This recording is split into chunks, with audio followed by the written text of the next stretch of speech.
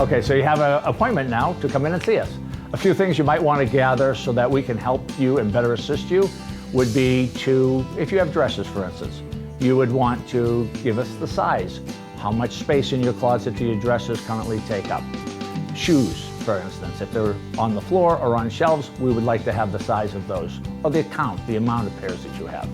Purse storage to fold and close storage, dresser drawers, how tall the people are who are using the closet. That helps us once again as far as the design, what we're going to need to design for you so that your clothing fits properly on the storage shelves and your hanging clothes don't hit the dust shelves or the floor when we are hanging the clothes up.